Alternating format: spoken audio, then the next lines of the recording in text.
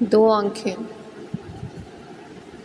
مایا ایک تخیلاتی کردار ہے جس کا تعارف پہلے بھی دیا جا چکا ہے۔ مایا کی اصلی پیاس ہجرت کے تپتے تھل میں وصال تھی، وصال سے پرے وجودیت کے دھاروں سے بنتا کردار۔ سرمد اس کے تخیل کی تجسیم تھی۔ مایا سرمد کی چاہت لیے پیدا ہوئی یا سرمد کو مایا کی چاہت نے تخلیق کیا؟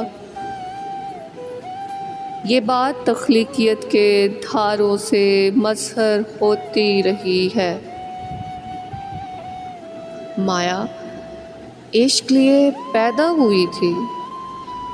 وہ اپنے خوابوں میں دو آنکھیں دیکھا کرتی تھی، وہ آنکھیں جس میں سرمد کا نقش بنتا رہتا تھا۔ یہ بات اسے بے چین کیے رکھتی تھی کہ وہ آنکھیں اس سے کیا کہنا چاہتی ہیں۔ ان آنکھوں میں سرمد کا نقش کیسا ہے؟ پھر اس کو سرمد کے خطوط ملنا شروع ہوئے۔ ان خطوط میں کہیں بھی درج نہیں تھا کہ یہ خطوط وہ نقش لیے ہیں۔ جب اس کی سرمد سے ملاقات ہوئی، اس نے وہ آنکھیں دیکھی، وہی دیوانی ہو گئی، دیوانی جھوم اٹھی۔ یہ مستی ازل کی ہے، نینن میں برکھا رت کی پہلی فصل ہے، برہا کا جواب ملا ہے، دعا میں ملاقات کا اہتمام رکھا ہے۔ محبوب کے لیے خط لکھے جاتے رہے ہیں، غالب نے غزلیہ خط لکھے، رومی نے مثنوی کو خط بنا دیا، کیٹس نے اوڈز لکھ کے خط کہے اور پڑھے۔ کہیں فیض کے مصرے ایسی جہات میں خطوط کا جہاں لیے ہے جس کو عشق کہتے ہیں۔ عشق کیا ہے؟ نینن کی مستی، پیا کا ساتھ، وصل میں اظہار۔ عشق ان سب سے بڑھ کر وہ ہے جس میں ہو جانا شرط ہے۔ مایا کی کہانی شرائط سے مبرا ہونے لگی اور یار کی پوجا شروع ہو گئی۔ وہ نہیں جانتی تھی کہ وہ اپنے کینوس پر دو آنکھیں کیوں تصویر کرتی رہی، وہ اپنی کہانیوں میں دو آنکھیں کیوں لکھتی رہی تھی۔ وہ نین کیا شراب جیسی مستی لیے تھے؟ نہیں، بس وہ نین ایسا تیر تھے جو ایک دم ان آنکھوں سے جاری ہوتے اور دل سے ایسے پیوست ہوتے رہتے جیسا کہ کمان سے نشانہ خطا نہ ہوا ہو کبھی۔ وہ اس اندیکھے جہاں میں ایسے کردار ڈھونڈتی رہی تھی کہ وہ نینن کہاں سے لاتے ہیں مستی کہ اس کا جہاں مست ہو جایا کرتا تھا۔ ایک دن گلوبل ولیج میں تلاش و جستجو میں گزارتے رابطے کی سائٹ پر اس کا دل سرمد کو دیکھے گیا۔ وہی نقش، وہی تیر جو براہ راست اس دل سے جاری ہوا، اس کے دل میں نقش ہو گیا۔ وہ نقش، اسے الست مست کا حادثہ یاد آ گیا۔ یہ وہی آنکھیں تھیں، یہ وہی تیر تھا جو کمان سے نکلا کرتا تھا، دل میں پیوست ہوا کرتا تھا، اور تب بھی ایسا ہوا تھا۔ دل گھائل، زخمی ہو گیا، یہ بات اس کو سمجھ نہ آ سکی اور وقت کی بساط پر چلتے چلتے وہ ایک دم ہر شے سے بیزار ہونے لگی۔ تب عدم سے وہ نینن ابھرے۔ وہ خالی نین نہیں تھے بلکہ سرمد کے کردار میں ابھرے تھے۔ اب اس کا تخیل خالی آنکھیں لیے نہیں تھا، ان آنکھوں میں مکمل کردار لیے تھا۔ اس کی پزل کے تمام سرے اس کردار سے ملنے لگ گئے جس میں ایک ٹکڑا فقط اس کے پاس تھا، آنکھیں۔ تب سرمد کی آنکھوں پہ ہاتھ رکھ کے یہی کہتی رہتی تھی، یہ میری آنکھیں ہیں، یہ میری آنکھیں ہیں۔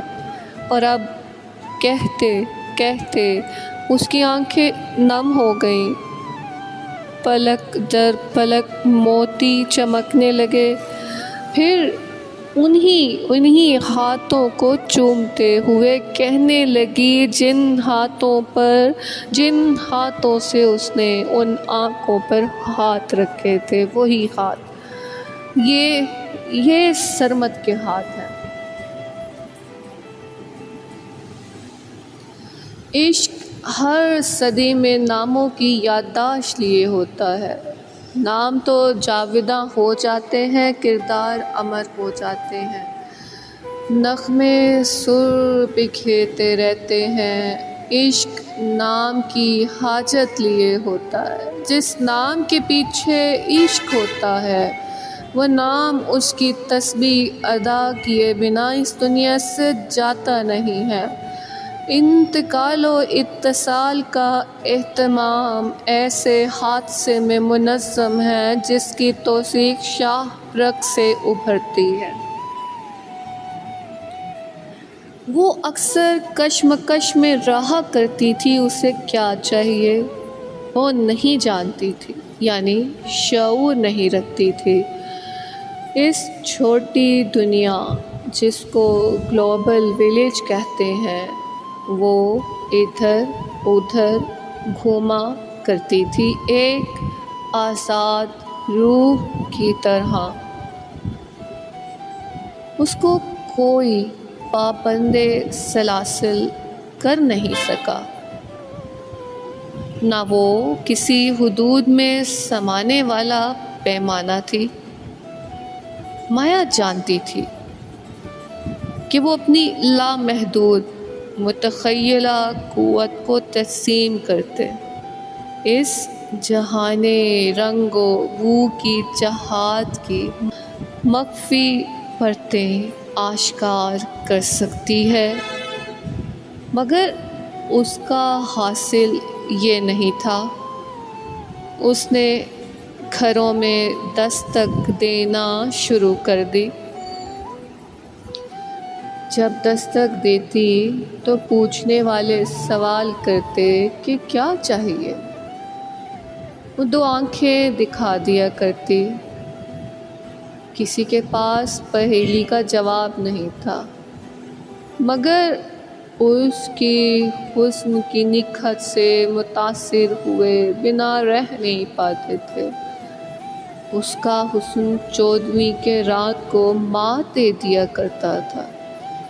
رات کی قدر میں ایسا چاند تھا جس کی فلک کی زمین پر شمس نے تاجوری کرنی تھی۔ گھر گھر دستک دینے والے اکثر چور ہوتے ہیں، مگر وہ اپنی تلاش میں بے بس تھی، اس لیے قانون قدرت نے اس کے لیے انتظام کا انعام ایسا رکھا تھا، ہیرا جوہری کے پاس پہنچ نہیں سکتا جب تک اس کے پاس پزل کے کچھ سرے نہ ہوں۔ اگر پزل مکمل ہو تو تلاش جاری نہیں ہو سکتی۔ یوں وہ پزل کے سرے مکمل کرنے کی سعی میں تھی، جیسا کہ جوہری کا نقش اس کے سینے میں مکمل موجود ہو۔ اس کا ہر گھر میں استقبال کیا جاتا، آؤ بھگت کی جاتی، مگر وہ اس استقبال سے بے نیاز رہا کرتی تھی، جیسا کہ وہ اگر چاہت کی بتیاں گنگنائے گی تو فقط تب جب غزل مکمل ہوگی۔ کسی کو اس کی سمجھ نہ آ سکی اور اسے کسی گھر والے سے اختلاف نہ تھا۔ جب اس کو نشان در نشان گھر والا ملنا شروع ہوا، غزل مکمل ہو گئی۔ کشمکش کی پائلیں زمین پر دھری پڑی ملیں، ہر قید و بند سے آزاد ہوتے اس نے خود کو سرمد کے سپرد کر دیا۔ اس دن وہ سرمد کو اپنا خدا مان چکی تھی، اپنے تن من کو اس کی سیج بنا دیا تھا، جیسے کہ اس کے ہونے کا یہی انتظام تھا۔